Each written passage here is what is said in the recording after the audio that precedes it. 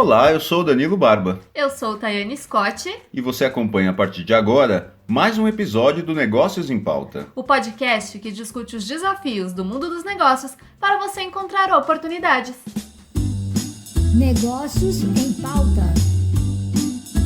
Bom dia, ou boa tarde, ou boa noite para você que está conectado com a gente em um novo episódio do Negócios em Pauta. Um espaço para você fugir um pouco de tanta notícia ruim que a gente vem acompanhando diariamente e se inspirar com cases inovadores, histórias de sucesso e de superação que fomentam o ecossistema do empreendedorismo e dos negócios brasileiros e também mundiais. Tem muita gente e muita ideia boa por aí que precisa ser apresentada, compartilhada e multiplicada, claro.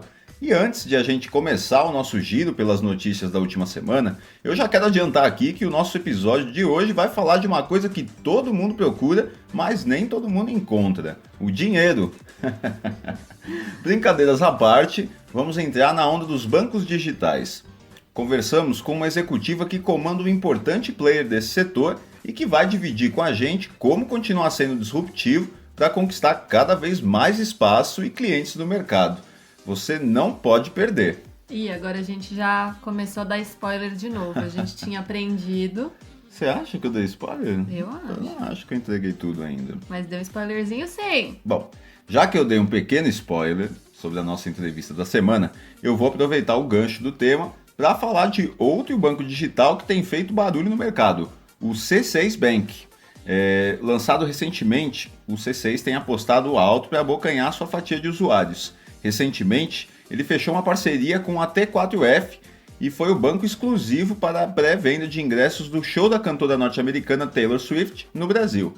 A estratégia de marketing rendeu. Foram abertas 3 vezes mais contas do que em um dia comum. O desafio agora é manter esse público, né? Que é um público bem jovem, né? Muito adolescente. Aproveitou para abrir a conta no C6 porque queria comprar esse ingresso. Então vamos ver o que eles vão fazer para conseguir segurar essas contas. É uma estratégia inteligente, né? Afinal de contas, o público mais jovem costuma ser mais aberto, né? Para novas marcas, novas ideias. É uma estratégia inteligente e que, mais uma vez, bate de frente com os peixões aí, né? Com os bancos tradicionais, porque a gente sabe que a maioria das vendas aqui no Brasil, pelo menos, não só da T4F, eles têm por trás bancos como o Banco do Brasil. Então, verdade. A gente já tinha visto uma disrupção na turnê da Sandy Júnior, nossa história, que a parceria tinha sido com Elo, que a gente comentou aqui em alguns programas. Você até falou quem que é Elo, né? Pois é. Mas quem tinha Elo conseguiu comprar o ingresso da Sandy Júnior na pré-venda. Então foi também aí não vou dizer uma afronta, mas colocou os grandes bancos para trás. E agora o C6, a Taylor Swift, é a primeira vez que vem ao Brasil fazer show. Era de se esperar que fosse ter uma grande comoção. Será o único show da Taylor Swift? Único não, porque ela abriu uma segunda data, mas serão os únicos shows da Taylor Swift na América Latina. E o C6 foi muito inteligente de tentar conseguir alguma coisa aí, né? E conseguiu. As contas, como a gente viu, foram 3 vezes mais do que num dia comum, então foram muitas contas abertas. É um número expressivo, né? E o C6 também oferece aí, apesar de acabar de chegar ao mercado, né, em relação a outras marcas de bancos digitais, e já oferece produtos inovadores aí. Não sei se você já ouviu falar que eles têm aquele tag para você colocar no carro. Tipo um sem parar. É como se fosse um sem parar, só que você só paga o que você usa. Então não tem mensalidade, é prático. E não é à toa aí que eu escolhi fazer matérias aí no passado com eles, porque realmente eles apresentam aí um portfólio de produtos bem diferente e eu acho que promete, eu acho que pode ser um grande líder de mercado aí no futuro. Você já usou essa tag? Eu ainda não usei, eu confesso que eu não usei, mas eu tô morrendo de vontade de usar. Porque eu não aguento mais ficar parado no trânsito. Manda pra gente essa tag pra gente testar e falar aqui. E não só isso, conversa com a gente também. A gente quer ouvir vocês, quer entender um pouco dessa disrupção e dessas estratégias. Com certeza, tá aí, tá dado o recado. Mas não para por aí, viu? O C6 Bank também lançou uma incubadora de ideias como parte de sua estratégia de inovação. O OP, ou OPP, que é um hub de oportunidades do banco digital, lançou o OPP Garagem. OP Garagem, né? Eu não sei se é essa a forma correta, mas é um programa que busca resolver desafios de negócios com envolvimento de estudantes, desenvolvedores, curiosos e entusiastas, além de especialistas com experiência no tema. A ideia é realizar 3 edições do projeto no próximo ano, em 2020, O programa vai selecionar até 10 propostas e premiar 3 delas com R$20 mil cada. Opa, gosto. Uma boa quantia para começar, né? A gente começou com menos, né, Thay? Bem menos. Os vencedores também vão optar por desenvolver suas ideias mais a fundo no hub de empreendedorismo do banco.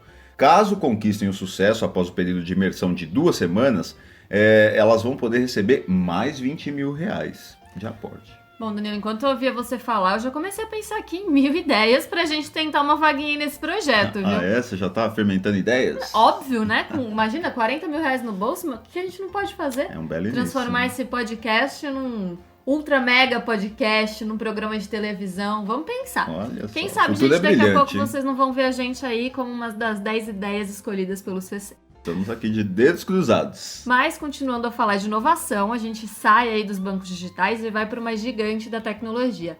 A Microsoft, ela resolveu testar um novo sistema de trabalho com os colaboradores. Ah, é? A empresa ela diminuiu a jornada de 5 para 4 dias úteis por semana durante o mês de agosto. Que legal, eu gosto. Não, eu também adoraria trabalhar só 4 dias na semana. A medida ela foi implementada no Japão e ela teve um resultado surpreendente. A produtividade dos funcionários cresceu 40%. Uau, pra quem pensa que trabalhar de sol a sol é que gera valor, não é bem por aí, né? Não, é completamente o oposto. Essa iniciativa ela faz parte do projeto Work-Life Choice Challenge, que tem como foco encontrar meios de equilibrar positivamente a vida pessoal e profissional dos colaboradores da empresa, a fim de estimular a criatividade e a produtividade dessas pessoas, como a gente comentou aqui. Andou bem no inglês, hein? Só um parênteses Eu tô aqui, treinando pra te acompanhar. Além de literalmente fechar a porta fechar as portas todas as sextas-feiras, no mês de agosto, a empresa ela também instituiu uma outra medida. Ela limitou as reuniões a 30 minutos, incentivando aí o uso da comunicação remota. Aliás, eu queria que isso fosse implementado aqui no Brasil, porque a gente sabe que fazemos muitas reuniões que não são úteis e que duram horas, enquanto você podia estar fazendo 1000 coisas. Eu né? só posso concordar. Gente, menos reunião, mais estratégia, hein?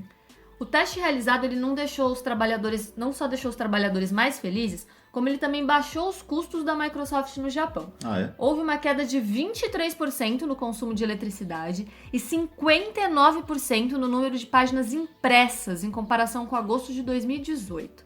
Mas nem tudo é positivo, né? Alguns gestores não entenderam essas mudanças no estilo de trabalho e alguns funcionários ficaram com medo que os clientes se incomodassem com a redução na jornada. Mas a empresa ela planeja realizar outra rodada de testes dessa no inverno, porque essa primeira foi feita agora no verão e eles vão fazer uma outra no inverno. Pois é, tá, sempre rola um receio por uma parcela das pessoas, né? E em mudanças na cultura das empresas desse nível. Algumas eu acredito que nem com várias rodadas vão aprender a lição. Mas, agora voltando a falar do tema desse episódio, dos bancos digitais e de todo esse novo horizonte que se abre, a Uber lançou na última semana o Uber Money, que é um conjunto de serviços financeiros. Você ouviu falar a respeito? Não tinha ouvido ainda. Pois é, a iniciativa ela reúne uma conta e uma carteira digital para que os motoristas consigam ver todo o saldo após as corridas realizadas, o cartão de débito e crédito. O interessante é que a função de débito disponibiliza de 3% a 6% de cashback, dinheiro de volta, né, em Uber Cash, que é o dinheiro na moeda do Uber, aos motoristas. Por enquanto, a novidade está disponível só para motoristas dos Estados Unidos. Poxa vida, mas aí fica difícil, né? Mas a empresa pretende levar a novidade para outros países em breve e motoristas brasileiros vão agradecer, eu tenho certeza. Eu espero que se vier pra cá não fique só em Campinas, Fortaleza, porque ultimamente eles estão lançando as coisas só em outras Pois é, tem que ir no cidades. cerne da questão, né? Onde está 20% do PIB brasileiro. Bom, enquanto alguns querem o dinheiro de volta, outros querem enviar dinheiro pra lá e pra cá de uma forma tão fácil quanto enviar um e-mail. Ah, eu quero. E de graça, Eu sabia sempre disso? quis. Pelo menos foi isso que o Facebook deixou bem claro durante o Web Summit realizado na cidade de Lisboa. Um dos representantes da carteira virtual, que vem sendo preparada para Libra, que é a moeda do Facebook, que se eu não me engano a gente também já comentou aqui, né? A moeda que o Facebook pretende lançar em breve, também disse que vem enfrentando grandes obstáculos para alcançar os mais de 1,7 bilhão de pessoas desbancarizadas no mundo. Reguladores de todo mundo têm discutido o poder que a empresa de tecnologia ganharia com a adoção em massa desses serviços financeiros. Alguns parceiros da marca, como a PayPal, Mastercard e Visa, simplesmente deixaram de apoiar o projeto após a repercussão negativa. A expectativa é que a Libra e a Calibra, que é a carteira digital do Facebook, sejam lançadas em 2020. Eu só queria fazer um adendo que não tem nada a ver com a notícia, quer dizer, tem a ver com a notícia, mas não é com o Facebook. Faça. Web Summit Portugal 2019 arrasou, né? Adoro. Você assistiu? Você conseguiu assistir pela web? Pela internet. Vi uns comentários, na realidade, e vi que teve muita coisa boa e queria ter estado lá. Em breve estaremos lá, com certeza, para ver de pertinho aí todas essas novidades, tá? Com Snowden, olha, só para não ficar esse branco aqui. Edward Snowden. Queria muito ter estado lá para assistir. Pois é, alguns veículos já colocaram ele para falar aqui no Brasil, pouquíssimos. Mas, assim, eu acho que passou de longe nas grandes questões que concernem o país. Mas com certeza em breve a gente vai estar lá no Web Summit e tomara que o Snowden esteja mais próximo ainda, não só na abertura, mas no centro da discussão, né? Afinal de contas, foi ele que provocou aí uma das grandes nações do mundo para um problema que ainda não se encontrou solução, que é a questão da privacidade online, né? Em breve, eu não só espero que a gente esteja no Web Summit, como morando em Lisboa e fazendo o nosso programa diretamente de Portugal. Pois é, tá uma fonte dos desejos esse episódio do Negócios em Pauta. Eu quero isso, eu desejo aquilo. E, bom, já que você tocou nesse assunto aí de regulação, né, de privacidade... Aqui no Brasil, o Conselho Administrativo de Defesa Econômica, o CAD, ele começou a questionar as instituições da indústria financeira como parte do inquérito aberto no início do ano para investigar práticas anticompetitivas no mercado de meios de pagamento.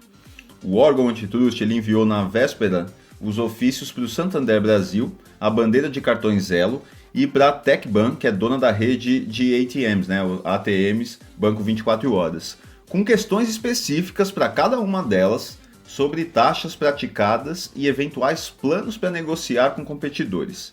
A entidade responsável por defender a concorrência disse que o objetivo do questionário é avaliar práticas anticompetitivas no mercado de meio de pagamento, especialmente os efeitos decorrentes da verticalização no sistema financeiro. Vamos ver no que isso vai dar, né? Eu vi que eles estavam no pé das maquininhas, no pé do Itaú, tá um bafafá. Também teve Itaú, O CAD ficou quietinho há alguns meses enquanto se decidiam quem seriam as novas personalidades a fazer parte do CAD, né? Que o Bolsonaro indicou. Ficou bastante tempo nessa ciranda, mas parece que no final do ano aí todo mundo vai querer festar, porque deve sair um monte de coisa, né? Voltou com tudo.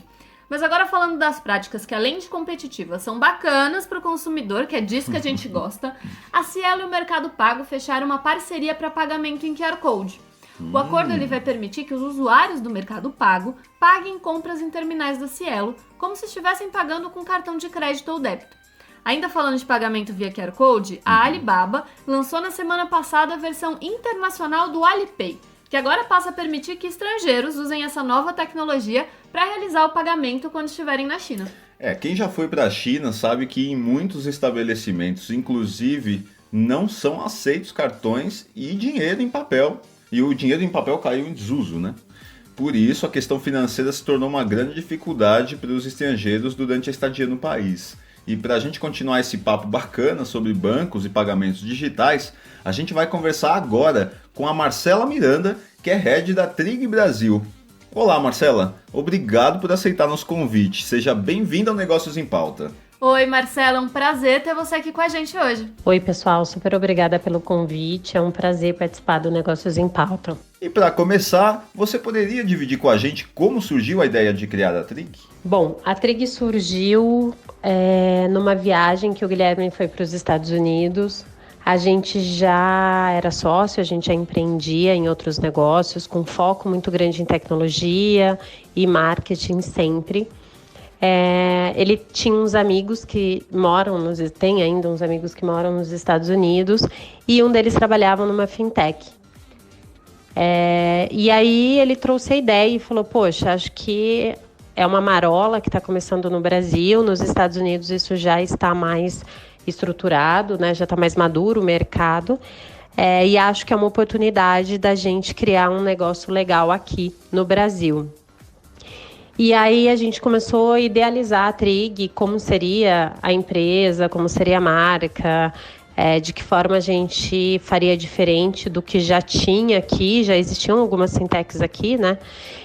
E de que forma a gente faria diferente, não seria mais uma, A gente começou a acompanhar mercado lá fora, a gente fez um monte de pesquisa para entender público, para entender com esse novo cliente, né, que ainda que também estava entendendo qual era o comportamento dele digital, financeiro. Todo mundo ainda era muito acostumado só o bankline dos próprios bancos, mas uma coisa um pouco mais burocrática, mais chata, que você começa a mexer, tem que ir num caixa eletrônico, desbloqueia, depois vai não sei aonde, destrava. Então, até o consumidor ainda não sabia muito bem como tudo isso ia funcionar. Então, a gente trabalhou muito com pesquisa, a gente com uns 8 meses, 9 meses, trabalhando muito forte em pesquisa, para entender comportamento financeiro das pessoas mesmo, e poder criar alguns produtos e uma marca que realmente se conectasse com essa galera. Você, o Guilherme e o Alexandre, que são os outros 2 idealizadores, trabalham juntos desde 2009, quando criaram o CBYK, com o objetivo de inovar em cima de algo que já existia, apostando em tecnologia. O que, além da Trig, vocês desenvolveram nesse sentido? A CBYK, ela é um projeto, na verdade, é um grupo, né, que eu, o Guilherme e o Alex somos sócios. A gente começou desde 2010, mais ou menos. Antes do grupo CBYK, antes da CBYK, a gente já teve um outro negócio junto, que não teve nada a ver necessariamente com o grupo. A gente teve um site que vendia cerveja importada, quando isso ainda era muita novidade aqui no Brasil. Existiam 2 ou 3 lugares em São Paulo que se conseguia beber ou mesmo comprar cerveja importada ou cerveja especial. Isso eu estou falando de 10, 12 anos atrás, então o mercado já amadureceu também, né? Hoje é uma coisa mais comum, você compra cervejas em supermercados, mas há um tempo atrás isso não acontecia, eram poucos lugares, eram poucas importadoras que traziam cervejas, e aí a gente montou um site, e a ideia sempre foi, poxa, de que forma eu faço alguma coisa diferente, né? De que forma eu realmente olho para isso, e trago algum diferencial, coloco realmente algum valor em cima. Então, desde a Beer Box, a gente sempre focou nisso. Então, a Beer Box, ela tinha assim, um lado de tecnologia, até porque era um e-commerce, mas ela tinha um propósito muito maior como marca. E aí, depois da Beer Box, a gente começou a criar o grupo CBYK. A primeira delas foi a Grunft. A Grunft é uma empresa de mídia programática. A gente começou ela em 2009. O foco dela lá atrás não era programática, ela era mídia mesmo. Quando eu fui para a Grunft, na verdade, eu ia para as agências vender uma mídia web que ninguém ainda vendia. A gente criou, na verdade, um novo formato de mídia. E aí o mercado começou a mudar, né? A forma de comprar mídia web começou a deixar de ser simplesmente quantas pessoas viram esse produto e passou a ser, na verdade, o quanto você impacta, o quanto você realmente está falando com a pessoa certa. Isso começou a migrar para um mundo de programática. E aí, nesse meio de caminho, a gente comprou uma empresa que fazia isso. E junto com ela veio o empreendedor dessa empresa, né? O sócio dessa empresa veio junto na compra. Hoje ele é sócio nosso da Grunft e ele toca a Grunft até hoje. A gente ainda é sócio da Grunft, a gente participa mais do board. Hoje o nosso foco é 100% Trig, mas a Grunft existe e o foco é sempre baseado em tecnologia. E no caso da Grunft, né, tecnologia e programática, e mídia programática. Depois da Grunft veio a CBYK mesmo, que na verdade ela é um braço de tecnologia para algumas empresas. Então a gente fecha alguns projetos, a gente desenvolve alguns projetos para empresas, então não necessariamente o projeto é meu, mas a gente ajuda algumas empresas com foco em tecnologia mesmo. Depois veio a UV. A UV é uma insurtech com foco em seguro B2B. A gente desenvolveu, de novo, muito focado em tecnologia e, nesse caso, seguro. A gente pegou um profissional de mercado, trouxe ele para o jogo. Hoje ele é sócio da UV e ele conhece do negócio e o que a gente conhece, que na verdade é tecnologia e marketing, é o que a gente coloca em cima da área de seguro. E a gente desenvolveu um aplicativo que é uma parceria com as seguradoras, na verdade. Ele é um white label, onde a própria seguradora ela consegue oferecer para os clientes um serviço de troca de vidros em geral, então retrovisor, farol, vidros do carro em geral. E se tem alguma quebra através do aplicativo, o próprio cliente pode entrar, tirar uma foto do que está quebrado, ver qual é o local mais próximo dele para que ele pode trocar. Ele já agenda o dia, já agenda o horário e já vai trocar direto, sem precisar de telefone ou qualquer interferência humana em cima disso. Então, a UV hoje é essa insurtech, ela é a mais novinha de todas e ela está no mercado há 2 anos mais ou menos. Então foi o último investimento que a gente fez. E no meio do caminho todo tem a Trig, que eu contei já como que ela surgiu.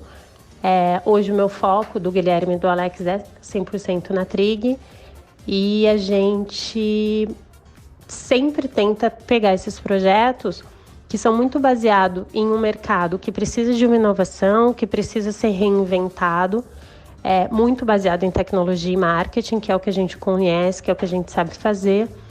E a gente tenta criar realmente um projeto, ou tenta investir num projeto que a gente acredite que vai mudar realmente de acordo com o comportamento das pessoas.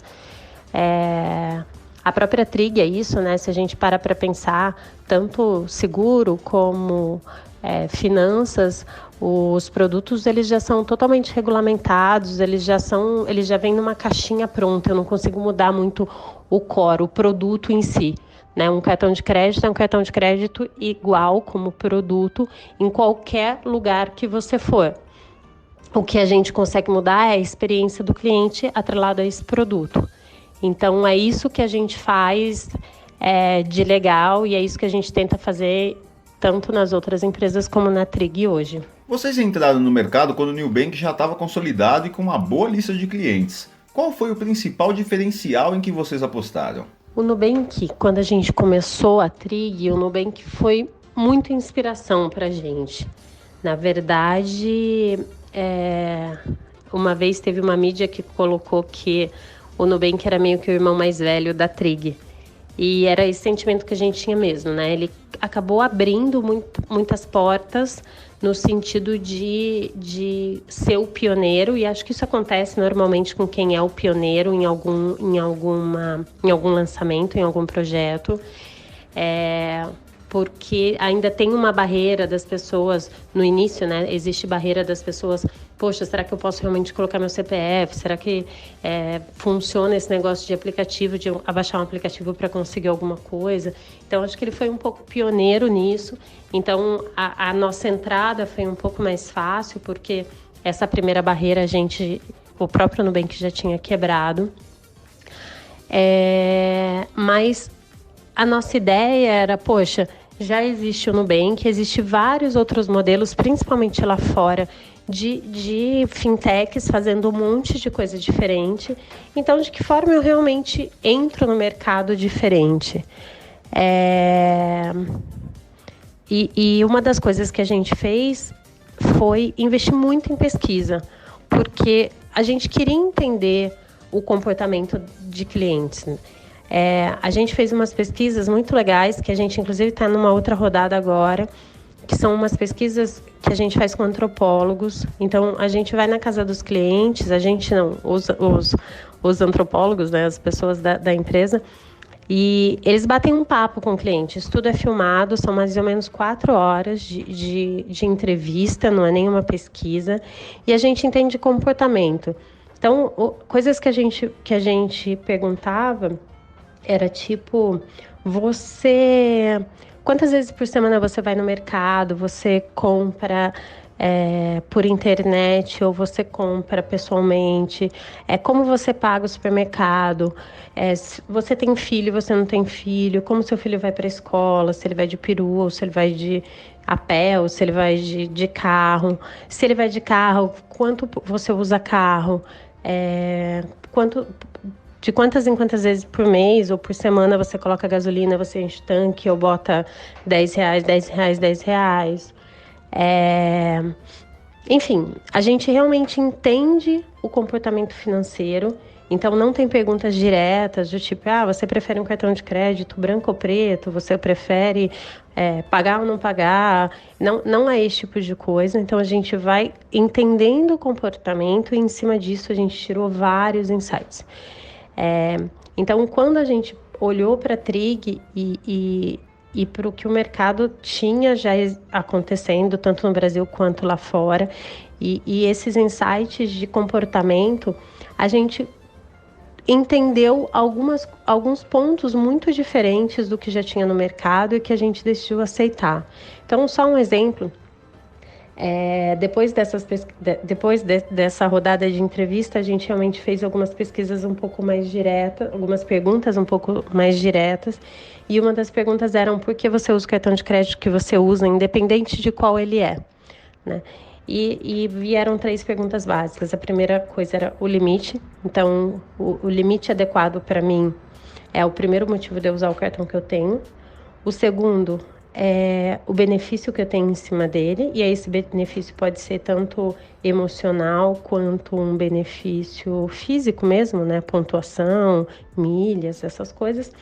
E o terceiro ponto era o valor que eu pago pelas 2 coisas anteriores.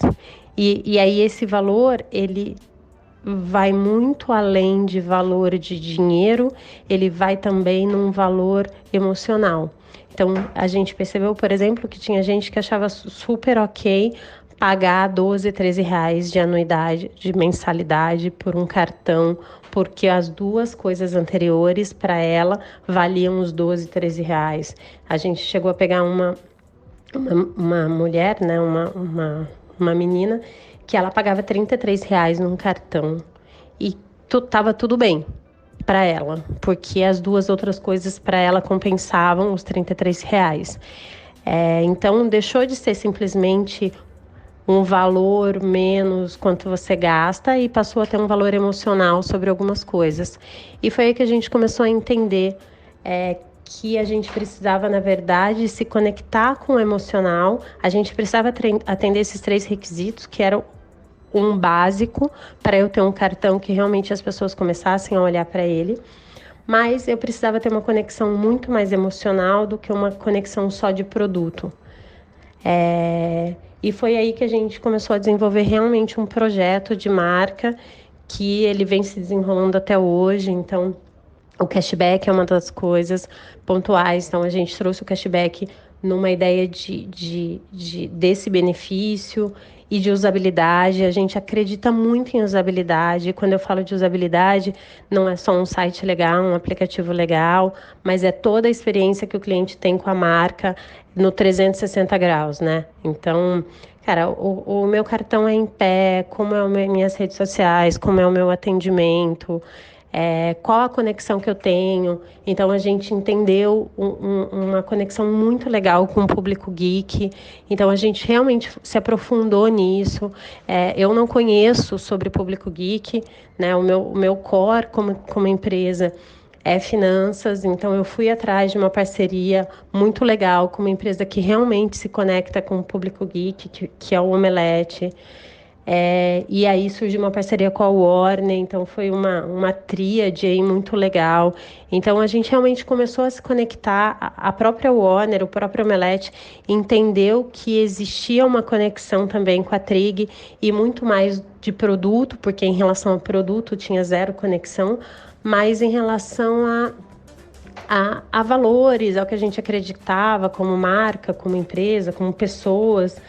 E então surgiram vários projetos, várias coisas legais que a gente veio construindo ao longo do tempo. Então, toda essa discussão já começou lá atrás, há 2 anos e meio atrás, e ela vem se concretizando ao longo do tempo. Então, a gente está realmente fazendo isso com calma, a gente está colocando as coisas devagar, a gente vai testando, vai tendo retorno, vamos acertando algumas coisas.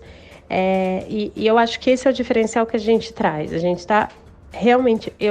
Eu pessoalmente, assim, realmente me preocupo com esses 3 pontos principais, né? Que é limite, o benefício, e aí, de novo, esse benefício não necessariamente só valor, e o valor que eu pago pelas coisas pelas 2 anteriores. E tudo isso tem uma casquinha em volta que é conexão. Então, meu foco principal hoje eu preciso me conectar emocionalmente com o meu cliente, eu preciso estar nas paixões dele, eu preciso estar no que eles acreditam, nos sonhos. E aí, a venda do cartão de crédito acaba sendo consequência e a venda é muito mais leve, muito mais tranquila. Então, acho que é isso que a gente traz de diferencial hoje. Marcela, quanto você acredita que a política do cashback tenha sido responsável por atrair clientes para a Trig? Então, o cashback eu acho que é um pedacinho de estudo, né? Acho que ele sozinho não faria nada. Mas quando ele vem atrelado a outros valores, quando ele vem atrelado a outros projetos, ele ganha muito mais peso. Quando as pessoas... Eu acho que tem uma outra coisa legal, que assim, se a gente pensar friamente, e aí eu estou tirando qualquer conexão, qualquer amor à marca, de qualquer marca, é muito claro que para você ter um cartão da Trig, vale a pena se você gasta a partir de X mil reais, e aí o valor é algo em torno de R$1.400, tá? Com R$1.400 você zera a anuidade, o que você recebe de cashback você zera a anuidade. Então, e a partir de R$1.401, você começa a realmente ter lucro, né? Você começa a realmente ganhar dinheiro. Então, sem nenhum amor à marca, para mim é tão claro quanto isso. Se você gasta mais de R$1.400, vale a pena você ter um Trig, porque você realmente começa a receber dinheiro. Se você gasta menos de R$1.400, talvez valha a pena você ter um cartão que não cobre anuidade. Mas existe tudo, né? A gente não pode simplesmente desconsiderar o amor à marca. Eu prefiro pagar porque eu gosto dessa marca, ou mesmo que eu gaste muito mais, eu prefiro ter um outro cartão porque eu me identifico muito mais com aquela marca do que com a marca A do que com a marca B. Então, o cashback sozinho eu acho que não faria nada, né? E aí o que eu preciso realmente é dessa conexão. E aí o cashback passa a ser uma coisa bem legal, porque eu me conectei com outras coisas. Mas ele sozinho é a mesma coisa de você ter milhas no cartão A, no cartão do Santander ou do Itaú, né? Então, acaba sendo muito mais a mesma coisa. Tem outras coisas que pesam e que compensam simplesmente um benefício sozinho. Desde o início da empresa até hoje, quanto a companhia cresceu? Quantas pessoas fazem parte do time de vocês direta e indiretamente? A Trig, quando a gente começou, a gente tinha mais ou menos, 20, 25 pessoas trabalhando na equipe direta, né, aqui dentro do escritório. E hoje a gente deve ter, eu tenho aqui dentro, em média, 120 pessoas, 120 e pouquinhas pessoas, e mais, vou dar um chute aqui, umas 100 pessoas indiretamente trabalhando, acho que até mais do que isso. Mas acho que é legal ver o crescimento da Trig muito mais baseado no crescimento que a gente está fazendo como marca mesmo, né? A Trig participou de um evento de entretenimento, um dos maiores eventos do mundo, que é a CCXP. E aí, só um parênteses, né? A primeira CCXP acontece em São Diego e o ano passado a CCXP do Brasil já foi maior que a de São Diego. A gente estava lá, enfim, uma empresa de cartão de crédito, de finanças, dentro de um evento de entretenimento. Dentre 130 marcas, a Trig foi a 10ª marca mais lembrada. E eu tô falando que eu estava num evento que estavam todos os maiores e menores estúdios de filmes, de lançamento de filmes do mundo, todas as marcas que de alguma forma vendem entretenimento ou se conectam com entretenimento, e a gente que, cara, estava começando e é um produto super difícil de conectar com entretenimento no final das contas, né? Ele acaba virando meio que o bicho papão, assim, mas a gente foi a 10ª marca mais lembrada. Então, acho que esse crescimento é muito legal de mostrar também, independente ou não só avaliando o número de pessoas ou qualquer outra linha de crescimento. Já é possível usar o cartão da Trig para passar nas catracas do metrô do Rio de Janeiro e dos ônibus de São Paulo via NFC. Como é que esse serviço facilita a vida do consumidor e quais foram os maiores desafios na conquista dessas parcerias? Poxa, NFC foi uma coisa muito legal. Assim que a Visa liberou a tecnologia, a gente já começou uma mudança aqui dentro para trazer essa tecnologia para cá. Então, a gente foi praticamente a primeira fintech a lançar cartão de crédito. Eu quase digo que a gente foi a primeira instituição financeira a lançar 100% dos produtos NFC. Então, a gente virou e a gente migrou praticamente desde março, todos os clientes que pedem cartão já vêm com tecnologia NFC, e a base antiga a gente já migrou uma galera, então o pessoal está trocando isso, e ainda tem vários bancos que ainda nem começou a lançar ou lançou para um público, para alguns perfis, né, menores, alguns grupos menores. A gente está super feliz de participar desse projeto com a Visa, desse investimento mesmo, dessa crença nessa tecnologia. Acho que o mercado está mudando muito para isso. A gente já está falando algo de pagamento instantâneo, que até quebra um pouco, né, o NFC, mas que de alguma forma ele já vem numa linha de economia de um monte de atrelada a um monte de coisa, quando a gente deixa de realmente ter atrito no cartão. Em paralelo a tudo isso, veio o metrô Rio, veio o ônibus em São Paulo. É um investimento muito grande que está sendo feito de estrutura mesmo no Brasil, né? Não é uma coisa, não é um investimento Trig, é um investimento Visa. Tem um investimento grande de estrutura nos estados, nas cidades. O que eu estou vendo é uma movimentação muito grande relacionada a isso.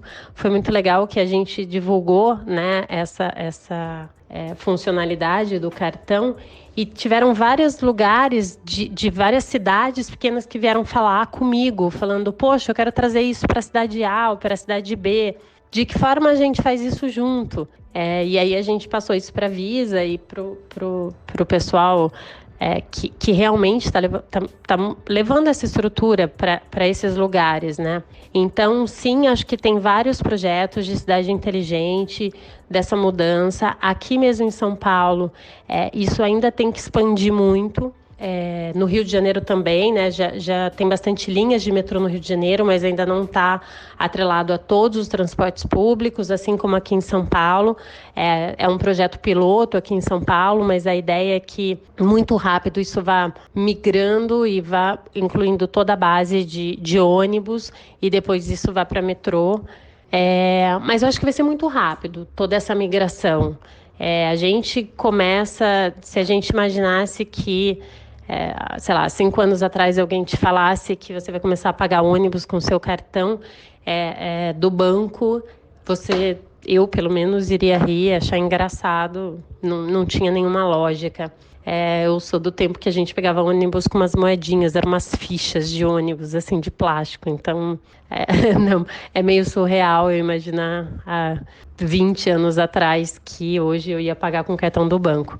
Mas, enfim, acho que sim, mas acho que o desafio principal disso tudo é a infraestrutura, né? Acho que a gente, como país, a gente tem muita deficiência. A gente pensar em que o mercado lá fora está discutindo 5G, já só simplesmente se a gente coloca hoje ou amanhã, e aqui no Brasil a gente ainda tem um monte de lugar que não tem nem 3G. Então é uma deficiência do Brasil mesmo, essa infraestrutura, essa falta de investimento em algumas coisas. Apesar de eu achar que será rápido algumas mudanças, ainda falta, né? Falta um olhar de o quanto a gente precisa crescer, o quanto realmente essas tecnologias vão ajudar a diminuir custo, e aí para todo mundo, né? Vai diminuir custo, vai facilitar a vida de todo mundo, melhorar a mobilidade, enfim. Acho que a dificuldade maior é na infraestrutura e no investimento, muito mais do que na tecnologia. A tecnologia está pronta, né? Não tem muito o que fazer não tem trabalho nenhum em tirar de São Paulo e colocar em qualquer outro lugar, em qualquer outra cidade. Acho que a questão é realmente esse investimento. O setor de pagamentos via dispositivos móveis, incluindo aí o celular, ele deve crescer mundialmente nos próximos anos. De acordo com a consultoria Allied Market Research, a previsão é de que o setor atinja faturamento de 4,5 trilhões de dólares em 2023.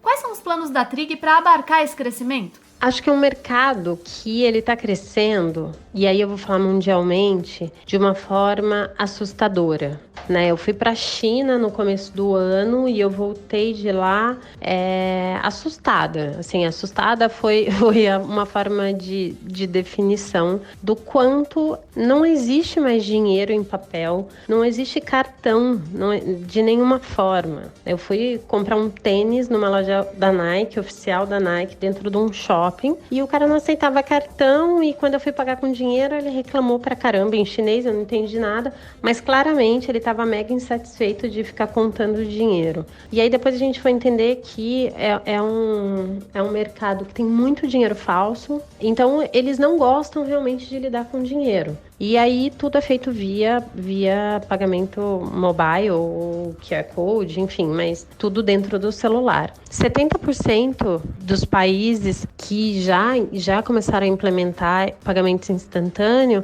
já começaram a fazer grandes mudanças de novo, né, de infraestrutura para que isso acontecesse. Então a gente acredita que muito rápido isso vai acontecer no Brasil. A gente vê que existe um olhar ainda para... A gente ainda está discutindo contas digitais e tem muita coisa já além disso. E aí, sobre a Trig, a gente está olhando para tudo isso. Então, assim, a gente participa do grupo de estudo e de desenvolvimento de pagamento instantâneo do Banco Central. A gente faz parte desse grupo que está desenvolvendo isso com o Banco Central.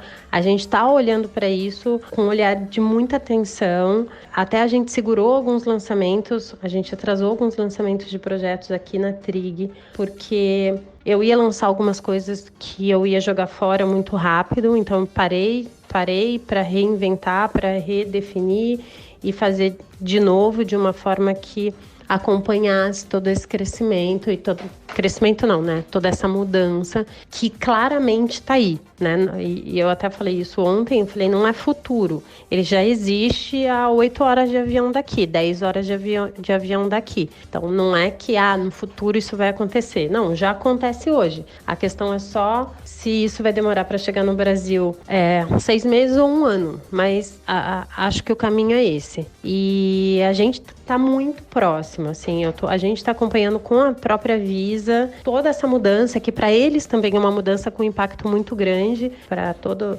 a cadeia de pagamento, isso vai gerar um impacto muito grande.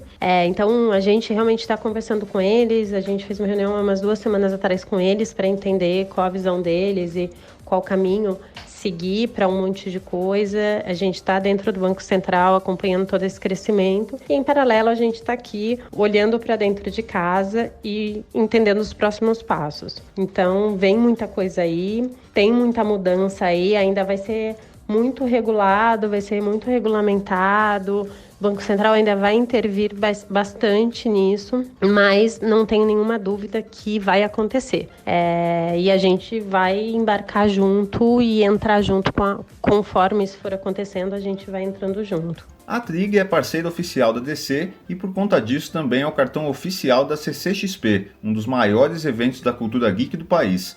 Como surgiu essa parceria e por que a Trig decidiu investir nesse público? A parceria surgiu, na verdade, nessa discussão dessa conexão que a gente queria fazer. A gente já tinha, desde o começo, entendido que existia uma sinergia, até por essas pesquisas e essas entrevistas, muito grande, comportamental, né, com essa galera geek. E aí, quando eu falo geek, eu tô falando que hoje praticamente todo mundo é geek, todo mundo assiste Netflix, todo mundo escuta Spotify ou qualquer outro aplicativo de música, todo mundo assiste filme de herói, todo mundo lê quadrinhos, todo mundo tem níveis de geek. Eu posso ser o geek mega fã, que vou na CCXP mega fantasiado, mega vestido de cosplayer de alguma coisa, ou eu posso ser o geek sentado no sofá da minha casa. Então, na verdade, o que eu queria era me conectar de alguma forma e, de novo, não era o meu core, eu não conhecia esse público a fundo, não conhecia esse comportamento desse público a fundo, e aí a gente realmente foi se conectar com quem sabia fazer, né? Com quem estava no dia a dia dessa galera, e o Omelete foi uma mega porta de entrada pra gente. A gente é mega parceiro deles, tem uma conexão muito grande com tudo ali dentro. E aí a Warner acabou vindo junto. A gente conheceu o pessoal de lá, o presidente da Warner aqui no Brasil, um dos diretores de marketing. E, cara, a gente já fez várias reuniões de cocriação, de vários projetos, de várias ideias. E cada vez mais a gente lança alguma coisa que está super conectada, que está na hora certa. E o que não tá, a gente vai alinhando, a gente vai acertando. E foi uma coisa muito legal que a gente fez, assim, a gente olhar para esse mercado com carinho e entender essas conexões de uma forma muito, muito natural nossa, sabe? Já virou muito da Trig isso, não é mais. Na verdade, nunca foi só uma estratégia de marketing. Isso já está muito no nosso DNA, já está muito no que a gente faz no dia a dia, desde a área de finanças, de tecnologia, marketing, atendimento. Acho que todo mundo já incorporou isso, é muito nosso já. Foi muito legal esse insight que a gente teve, essa conexão que a gente fez com eles. Pegando o gancho na pergunta do Danilo, ainda nessa linha, vocês têm uma parceria com a Warner Bros. Para o lançamento de cartões com importantes personagens de filmes de sucesso, como a Mulher Maravilha, Super-Homem e, mais recentemente, o Coringa. Todos com a bandeira Visa. Vocês têm intenção de homenagear mais algum super-herói ou vilão em breve? Então, na verdade, a gente tem um monte de ideias. Não só de heróis, de vilões, mas de qualquer outra franquia da Warner, né? A ideia é, assim, o céu é o limite em relação a isso. Mas a gente sempre está preocupado aqui em simplesmente não lançar por lançar. Qual é realmente a correlação? O que realmente eu vou trazer com isso? Em que momento eu vou me impactar seja um vilão ou outro herói ou outra franquia? Aonde eu me conecto com isso? Então, sim, tem vários outros projetos, a gente tem várias outras ideias aqui, com públicos diferentes, inclusive, mas eles estão sendo desenhados, projetados, co-criados aqui em conjunto com todo mundo para realmente ter um porquê de lançar e não simplesmente lançar por lançar só um plástico sem nenhuma lógica, sem nenhuma conexão com nada. Então, sim, vem coisas novas aí, mas vem porque tem uma ligação com todo o resto. Em outras oportunidades, você já afirmou que o comportamento das novas gerações ajuda a alavancar o mercado de fintechs. Por quê? Então, sobre as novas gerações, acho que é só importante eu falar que eu sempre falo isso, tá? Quando eu falo de nova geração, eu não acredito em nova geração atrelada à idade. Eu acredito em nova geração atrelada a comportamento. Então, para vocês terem uma ideia, hoje, quase 6% da minha base é acima de 55 anos. Então, existe sim uma mudança de comportamento absurda de todas as pessoas hoje. E aí, um exemplo bobo, tipo a minha mãe, há 5 anos atrás, ela não colocava nenhum dado dela, ela praticamente nem abria a internet, porque ela tinha medo que alguém estivesse olhando dentro da casa dela e ia sair do computador, roubar todas as coisas dela. E isso ia, enfim, ela ia ser prejudicada de alguma forma. Hoje minha mãe usa cartão da Trig, ela pede Uber, ela faz compra via Rappi, ela faz compra de supermercado pela internet, entregam na casa dela, ela pede comida pela internet. Então, e aí beleza, né? A gente pode falar, poxa, mas a sua mãe, ela é super influenciada, sim, é verdade, mas assim como ela é influenciada por mim, outras mães podem ser influenciadas por outras Marcelas. E aí os meus filhos e o meu sogro e o meu pai. Então tem uma mudança. Essa nova geração que eu digo não tem nada a ver com idade, né? Ela tem a ver com mudança de comportamento, sim. E aí tem uma galera mais nova que chega, cara, com outro perfil, com outras necessidades, com outras vontades, e aí eu não questiono isso, mas sempre quando eu falo de nova geração, é muito mais atrelado a isso. E aí, respondendo a sua pergunta, cara, eles ajudam a alavancar, acho que não só fintechs, né? Acho que qualquer empresa da nova economia, eles é alavancado. E aí, sabe aquela coisa, quem nasceu primeiro, o ovo, a galinha, o Tostines é fresquinho que vende mais, ou vende mais porque é fresquinhos? Eu não sei se as fintechs ou essas empresas de nova economia, elas são alavancadas pela mudança de comportamento ou se a mudança de comportamento ela é alavancada por essas empresas de nova economia. Então, acho que uma coisa vai puxando a outra e vira um ciclo. Porque a partir do momento que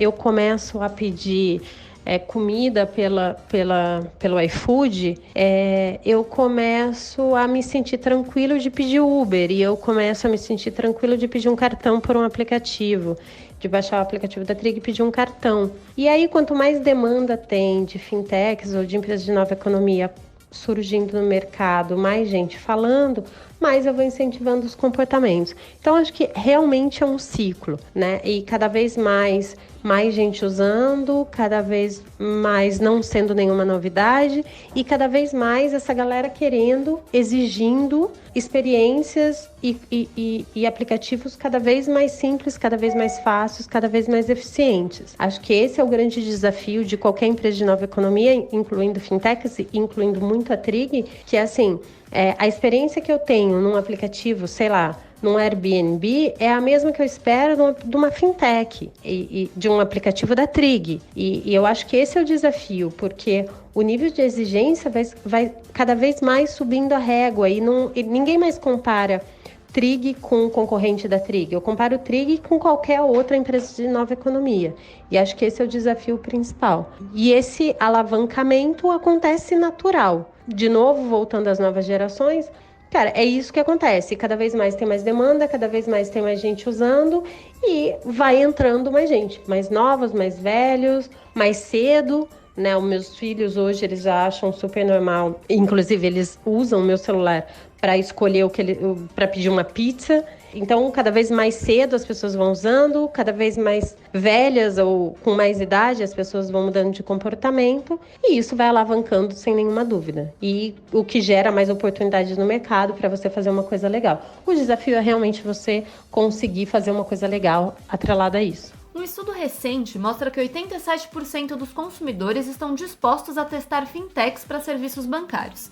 Sobre estratégias de marketing de modo geral, como vocês conseguem atingir um público que vai desde as crianças até as pessoas bem mais velhas? Então, acho que tem a ver com tudo aquilo que a gente conversou já. Acho que tem a ver com não só com estratégia de marketing. O que eu vejo hoje é que realmente as pessoas procuram, e aí eu vou falar dos jovens, tá? Eles procuram o que é verdadeiro, sabe? O que não deixa de ser só, eu tô falando que eu uso o cartão de super-herói, mas eu realmente não tenho, mas isso não é verdadeiro para dentro da empresa, eu só tenho um cartão, mas não estou conectada ao universo.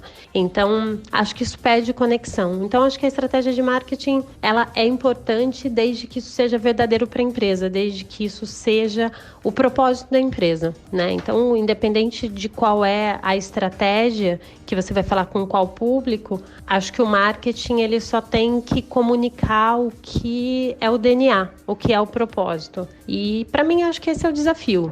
É você conseguir falar com o público certo, vendendo o propósito que conecte com ele. Que realmente ele entenda que aquilo é verdadeiro para ele e eu falo além de outra coisa. E aí sim, né, a gente pode voltar a discutir, mas vai ter gente sim que discute o fato da Trig cobrar anuidade, as taxas de juros, que vai discutir enfim, o porquê que um cobra 3 e o outro cobra 2 ou não cobra nada. Sim, tem tudo isso. Mas no final das contas, se todas as fintechs hoje fossem brigar por preço, cara, nenhuma fintech no final das contas iria sobreviver, né? Em algum momento tudo seria engolido. Então, a discussão é muito mais do que ofertas, é essa conexão. E eu acho que esse é o desafio principal. Esse é o que diferencia fintechs A, B, C, é a forma, o que realmente é propósito para ela e de que forma ela se conecta com esse público que entende esse propósito e que quer participar de tudo aquilo. Como você definiria o conceito B-Trig? Quem seria o público trigger? Então, o B-Trig é um conceito que a gente trouxe com a ideia de vem para Trig, seja Trig. Quem é o público Trig? Cara, é um público que está aqui com a gente no dia a dia. Tem uma coisa muito legal que aconteceu, por exemplo, na CCXP do ano passado. A gente começou a ter lá dentro do evento, isso depois saiu do evento, né, e veio para redes sociais e veio para o nosso dia a dia. A gente começou a ter pessoas que chegavam para a gente e falavam assim, cara, eu não tenho cartão da Trig e por N motivos, ou porque ele não queria, ou porque não usava, ou porque tinha outro cartão, ou simplesmente porque a gente não tinha aprovado. Mas, cara, eu curto a Trig pra caramba e participo de todas as redes sociais e interajo e quero estar no dia a dia da Trig, enfim. Então, acho que esse é o conceito, né? A gente realmente quer criar uma marca legal, uma marca que tenha... que converse com o público na linguagem certa, que leve o que realmente essa galera curte e olhar para isso, olhar para esses, não vou nem falar clientes, mas para esse público que está no nosso dia a dia, independente de ser ou não cliente. Acho que isso é meio ser B-Trig, sabe? É meio que, cara, eu curto a marca, independente se eu posso ou não usar, ou se eu quero ou não usar aquele produto. Mas eu curto isso. Então, acho que é isso. Acho que o B-Trig tem muito a ver com isso. E aí, o público hoje é um público totalmente conectado, é um público que a gente não está olhando idade, é um público que se conecta com a marca de alguma forma. Sim, tem toda a questão de área de risco, a gente faz análise de crédito, tem toda essa parte burocrática, tem toda uma parte chata, né? Tem antifraude, tem um monte de coisa que eu preciso lidar, e aí faz parte do produto, eu não tenho como mudar muito isso. De novo, né, o que vem do produto vem muito fechado, vem muito quadrado, e a gente não tem como mudar muito. A gente é regulamentado pelo Banco Central, eu tenho um sócio, um dos sócios da Trig hoje é um banco, o Banco Omni, e por isso eu tenho uma regulamentação, eu já sou regulamentado pelo Banco Central muito mais do que outras fintechs que ainda não tem esse outro lado, e aí o compliance e o que eles podem fazer é muito mais leves do que o da Trig, mas por um lado isso é ótimo para a gente, que a gente já começou sabendo como a gente deve fazer atrelado sobre algumas regras do Banco Central. Então, em algum momento, todas essas fintechs, se decidirem se regulamentar, vão ter que começar a seguir essas regras que hoje eu já sigo desde o dia zero, que foi um problema, né? Tem muita coisa que eu não consigo fazer, mas que, por um outro lado, foi ótimo. Então, sim, tem toda essa parte chata, toda essa parte burocrática, mas tem uma outra parte que a gente tenta compensar por outro lado. As criptomoedas vêm tendo uma aceitação cada vez maior no mercado, com até o Facebook, como a gente comentou um pouco antes aqui no programa hoje, desenvolvendo sua própria opção de dinheiro virtual. Vocês pretendem entrar nesse mercado em um futuro próximo? Criptomoeda, assim como internet, como pagamento instantâneo, é claro que tá muito claro que ela está conquistando espaço, que ela está chegando. A gente participa de alguns grupos de estudos de projetos e de até regulamentações sobre isso também. Mas eu ainda tenho um problema com criptomoeda que, como, de novo, eu tenho um sócio que é um banco, e eu sou regulamentada pelo Banco Central, e criptomoeda ainda não tem essa regulamentação, para mim ainda é um desafio muito grande pensar em qualquer projeto ou em qualquer coisa atrelada a isso. Porque qualquer coisa que eu pense, eu preciso estar compliance, e como isso não tem regulamentação, eu não consigo ser compliance a nada. Mas acredito, e aí é uma opinião minha, que isso vai acontecer, que essa regulamentação vai acontecer, que de alguma forma isso vai passar a ser muito dia a dia. A gente acompanha, eu participo desses grupos, eu sei o que está acontecendo, a gente estuda várias moedas, a gente já investiu em algumas moedas, até para entender conceito, entender mercado, entender como funciona, mas ainda é um embriãozinho aqui dentro, né? Ainda não é uma coisa que a gente realmente já tem planos, que a gente realmente já sabe o que vai fazer ou como vai fazer. O que eu posso dizer sobre isso é, vai acontecer, e a gente está olhando, mas não tenho nenhuma grande coisa pronta aqui para te falar, olha, não é tipo pagamento instantâneo, não segue essa linha, né? A gente está olhando, mas ainda é um ponto de interrogação da forma que isso vai poder acontecer dentro de uma fintech ou dentro de uma instituição financeira regulamentada pelo Banco Central. Qual a opinião da Trig sobre o Open Banking? De que forma isso vai impactar no negócio de vocês? A nossa opinião sobre Open Banking estamos esperando de braços abertos. A gente, acredito que isso vai ser muito legal para o mercado, mas ao mesmo tempo muito desafiador. A gente tem hoje um dos nossos principais core aqui dentro da Trig. Assim, a Trig ela é uma empresa muito baseada em tecnologia, em marketing, mas o terceiro pilar, e ele é tão importante quanto os outros dois, é risco, né? Eu preciso saber dar o crédito certo para aquele cliente. E aí, o crédito certo implica, inclusive, de dar um crédito. Se eu der um crédito muito alto, eu posso dar corda para o cara se enforcar, né? Então, eu tenho que entender qual é aonde realmente eu consigo chegar com aquele crédito que seja ideal para ele, mas que também ele não se enrole com aquilo. E por que isso? É claro que quando você vê cartão de crédito e você vai para o mercado perguntar sobre cartão de crédito, muita gente leva cartão de crédito como bicho-papão. Porque eu já vi, eu vou me arriscar a dizer que 98% das pessoas que eu conheço já se enrolaram com cartão de crédito, já ficou devendo, já entrou naquele infinito de ficar pagando o mínimo com juros absurdos, ou no mínimo parcelou e se enrolou, enfim. Então, o cartão de crédito como produto, se você não souber usar, ele é bicho-papão. E aí, mas é uma questão de comportamento, de você entender o produto para você poder usar. E aí a gente tem outro problema, que a gente não tem educação financeira nas escolas, então o que gera uma mega frustração ou problema em relação a algumas coisas. Mas sim, a área de risco, ela é uma questão mega importante dentro das fintechs, né? E aqui dentro da Trig, ela tem um peso muito grande aqui.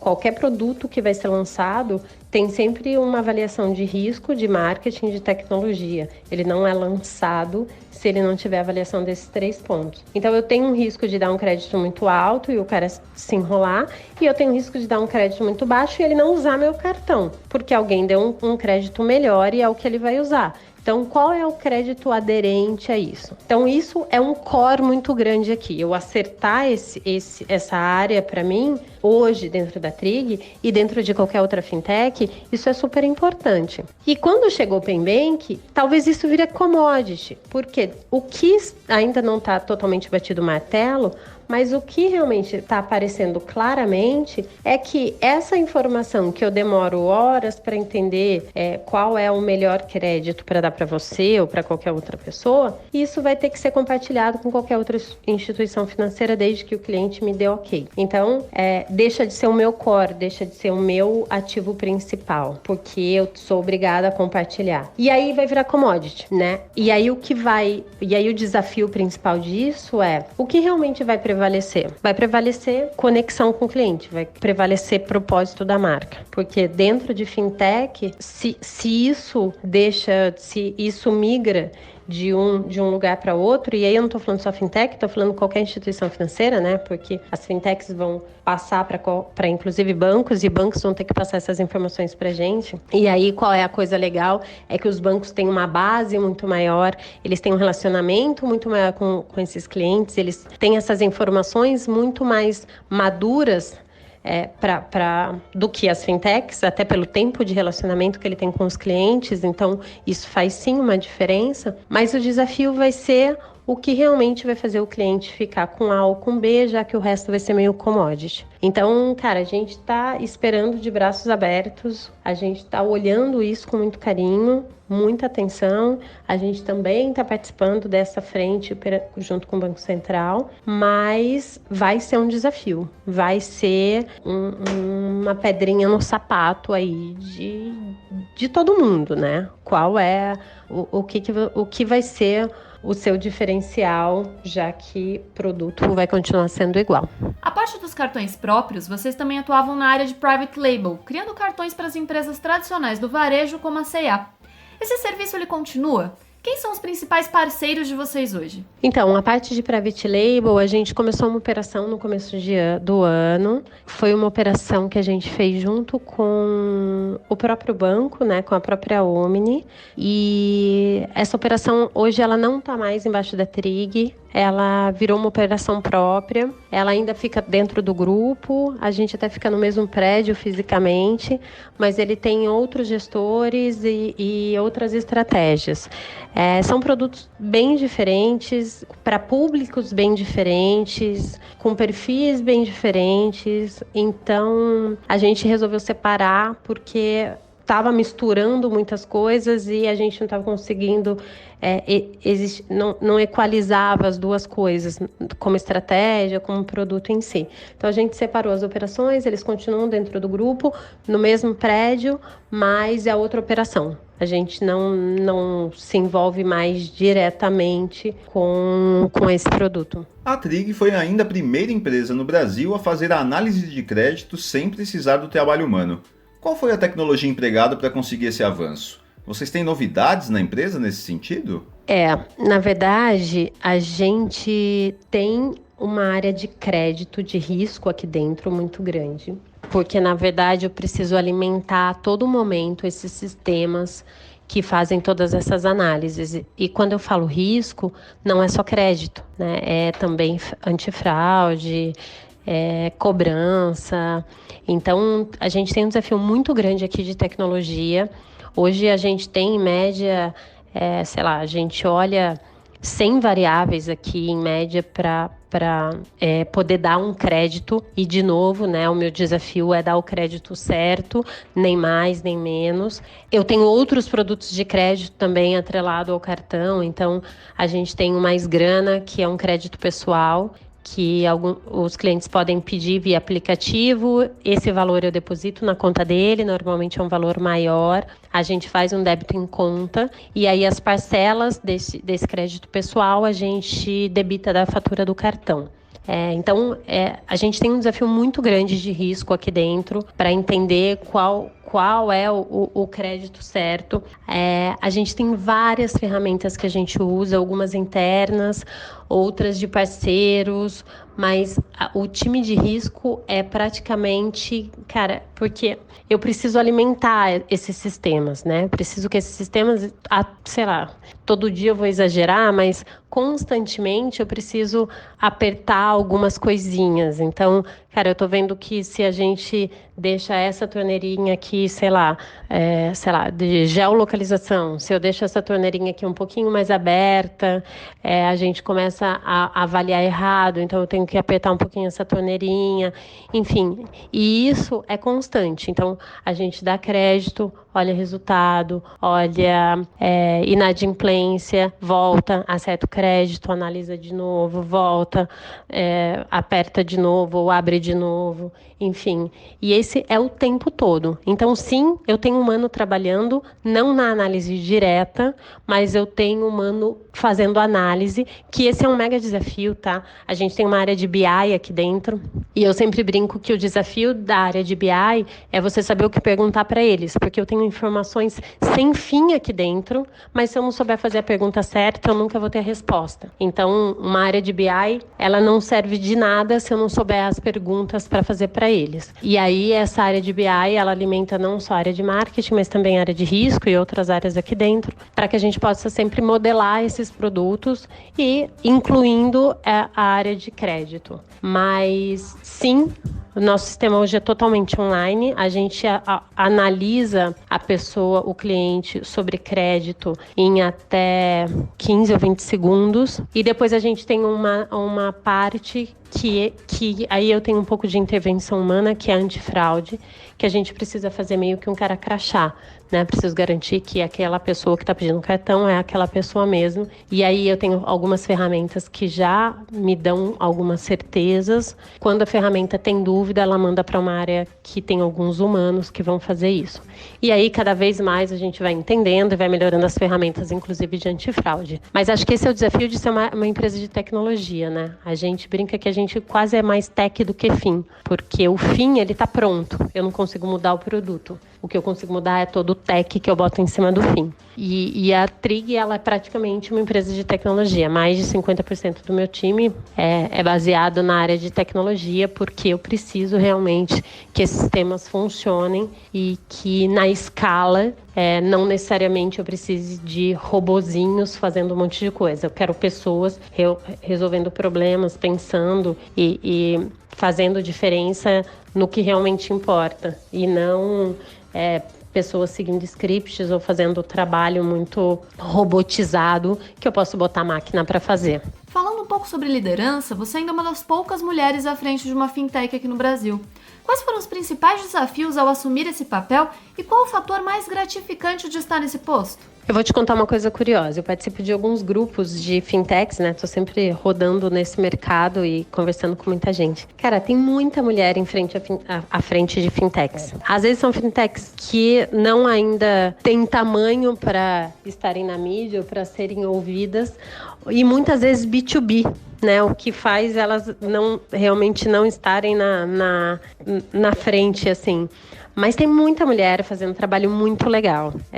Vale a pena, se você quiser, depois entender um pouquinho. Mas, cara, tem muita gestora, tem muita fundadora. É muito legal participar disso. Mas uma coisa legal, principalmente, é que o que eu vejo, né? E aí vou dar minha opinião.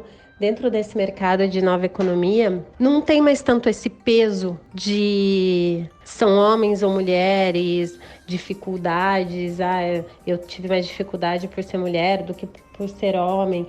Mas ainda é muito comum em empresas tradicionais esse tipo de situação. Essa semana mesmo fui almoçar com uma amiga minha que trabalha ainda numa empresa tradicional, numa dessas empresas mais transatlânticas, né, mais tradicionais, e tem muita reclamação atrelada a isso, tipo, tenta ser menos empoderada para você poder ter alguma coisa aqui dentro, acho que você precisa se destacar menos. Então, acho que essas discussões ainda existem muito, mas não é comum eu ver, e aí eu tô falando pelo meu dia a dia, tá? Nessas empresas de nova economia, que é o que eu mais participo, que é o que tá mais no meu dia a dia, né? Eu converso com muitas mulheres, independente de fintechs, mas dessa nova onda de empresas de nova economia, eu não vejo esse tipo de reclamação. É curioso, né? É interessante esse ponto. Mas acho que o desafio principal Cara, acho que o desafio é viver o dia a dia, é ter a empresa, é fazer ela acontecer. Eu tenho um time incrível de pessoas que trabalham comigo. Assim, eu posso dizer que eu não tenho hoje um desafio de trazer pessoas boas para trabalhar na Trig. Eu tenho pessoas aqui que trabalham comigo e que se sentem tão donas da Trig quanto eu. Tem um caso super que eu sempre levo, que é a área de comunicação, mandou um texto para uma pessoa da área de tecnologia, que a gente precisava alterar um texto no site, no aplicativo, não me lembro bem. E aí o cara da área de tecnologia falou, cara, eu não vou subir esse texto a gente é capaz de fazer um texto melhor. E esse texto tá bem ruim, não tem nada a ver com a Trig. E a área de comunicação, não, mas esse é o texto. Não, cara, a gente sabe fazer melhor. Veja, não tá bom. Então, assim, eu tenho muito esse perfil aqui dentro, né, de pessoas que realmente não estão fazendo copy-paste e tô seguindo a vida aqui para receber meu salário no final do mês. A galera realmente tá comprado, tá fazendo acontecer e tá saindo do outro lado.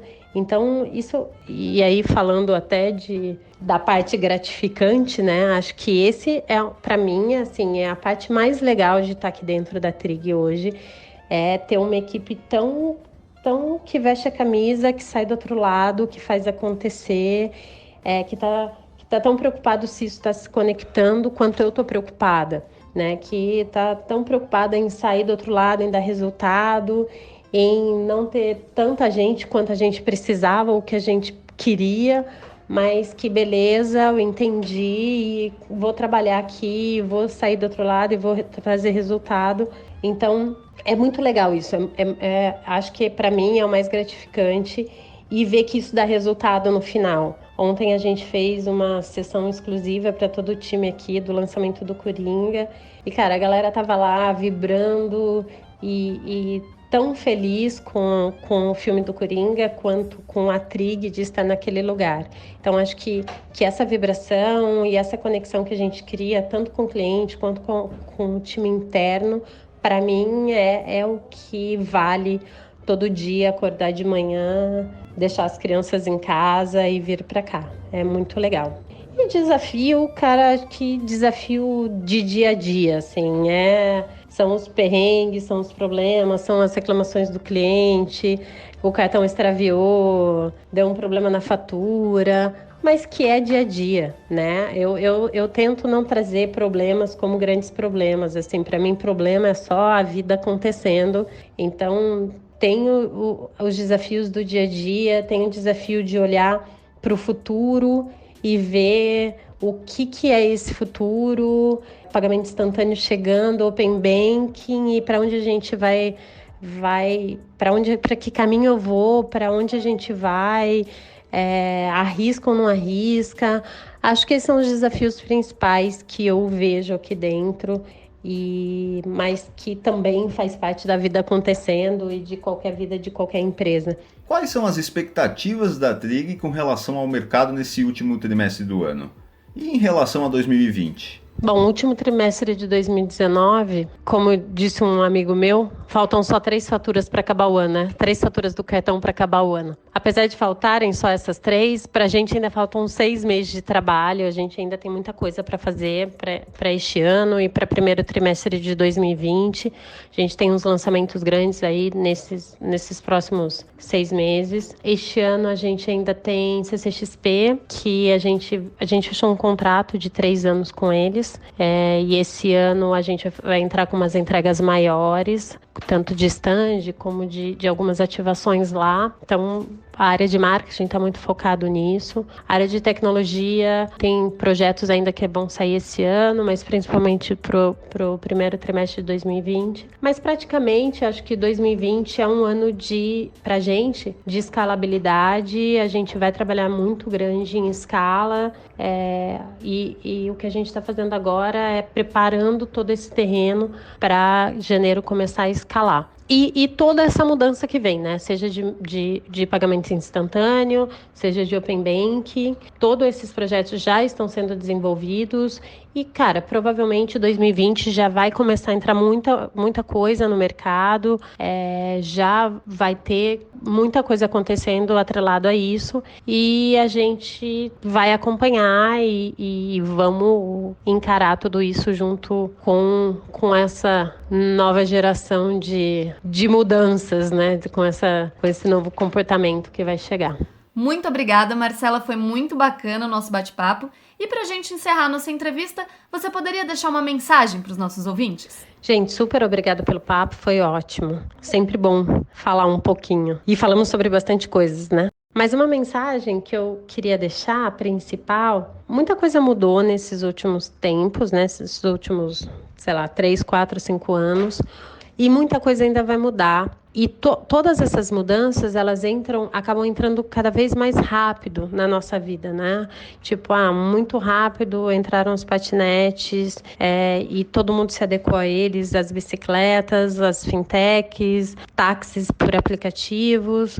E eu acho que a gente esquece um pouco, muitas vezes, de avaliar segurança de estudo, né? A nossa segurança de dados, principalmente no mercado financeiro, uma coisa que eu acompanho muito de perto, a gente tem fraudadores inteligentíssimos a todo momento, fazendo coisas que muitas vezes a gente fica com um ponto de interrogação, tentando entender como tudo aquilo acontece ou de que forma eles chegam em tudo aquilo. As seguranças de mobilidade, né, principalmente de patinetes, bicicletas, eu acho que a gente acaba cada vez mais, todas essas novidades acabam entrando muito rápido na nossa vida e não dá tempo de amadurecer e da gente entender todos os riscos de tudo. E aí eu tô falando de riscos físicos, sim, e riscos financeiros ou de dados ou de simplesmente dores de cabeça, né? Hoje é muito fácil eu pegar todos os dados de qualquer pessoa na internet para fazer qualquer cadastro, para fazer qualquer coisa. Então, acho que esse é um ponto principal. Sim, tem muita mudança, é muito legal toda essa mudança, eu realmente acho muito legal, eu realmente faço parte dessa mudança, mas sim, a gente tem que tomar cuidado com segurança e segurança de modo geral, né? É uma preocupação, principalmente com as crianças. Eu sempre fico preocupada com redes sociais e tudo com meus filhos, que a gente ainda não sabe onde vai chegar muita coisa e como todo esse comportamento também muda o comportamento de outras pessoas e de outros caminhos que possam muito mais prejudicar do que ajudar. Então, acho que esse é um ponto aí que eu gosto de falar sempre por aí. Obrigada, gente. Foi ótimo. Foi sensacional essa nossa conversa com a Trig, Thay. É muito interessante ver o outro lado dessas empresas que já nascem digitais em um universo que durante muito tempo foi dominado por grandes corporações que tinham uma visão do mundo bem diferente da que a gente tem hoje. Mas antes que você brigue comigo, hoje quem vem com a má notícia sou eu, porque o nosso 17º episódio está chegando ao fim. Eu não brigo com você. Quem tá ouvindo a gente pela primeira vez vai achar o quê, Danilo? Não faça isso. São muitos episódios, não com você trazendo assim. essa... Mas eu agradeço muito que você tenha dado uma notícia hoje, porque eu já tava cansada de ser a porta-voz das notícias desagradáveis desse podcast, tá? Só eu reclamo, só eu falo que o episódio acabou. Mas agora, a notícia boa é que você pode continuar ouvindo os nossos episódios mais recentes no iTunes, no Spotify e no Deezer, enquanto a gente sua camisa aqui do outro lado da tela para preparar mais uma edição do Negócios em Pauta para você, tá bom? É isso aí, pessoal. E não se esqueçam que a gente também está no YouTube agora, então dá uma conferida lá quando você estiver procurando seus vídeos favoritos, beleza? E logo mais estaremos de volta aqui com muita novidade e mais uma entrevista super bacana para você. Até mais! E o Danilo não falou, mas eu vou dar o spoiler. A gente também tá chegando nas redes sociais, então acompanha a gente que logo mais tem Negócios em Pauta no Instagram e também no Facebook. A gente se vê em breve. Tchau!